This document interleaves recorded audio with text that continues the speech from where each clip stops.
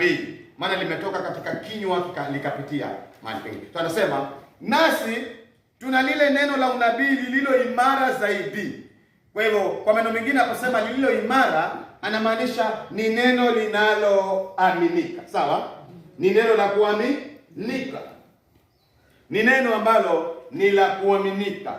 Ni kana kwamba anarudia msemo, lakini kwa maneno mengine msemo ule kwamba maandiko yote ni pumzi ya Mungu. Ni la kuaminika maana limetokana na Mungu. Anasema ambalo mkiliangalia kama taa ing'aayo hapa mahali penye giza, mwafanya vyema. Anasema liko imara, na kama mkiliangalia hilo neno la Mungu kama taa inayong'aa katika giza, basi mafanya nini?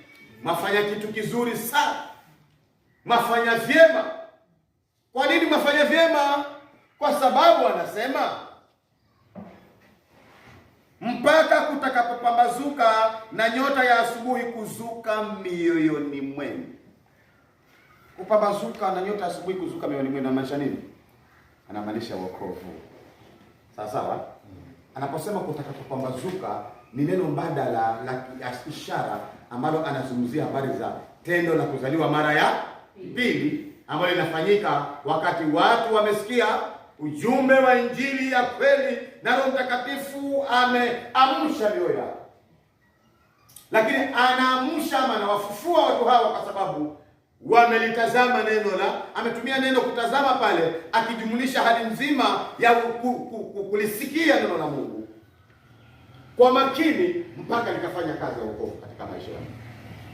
So anarudia maneno haya, lakini anasema aya ya 19, mkijua neno hili ya kwanza, mkijua neno hili kwanza, ya kwamba hakuna unabii katika maandiko. Hakuna unabii katika maandiko.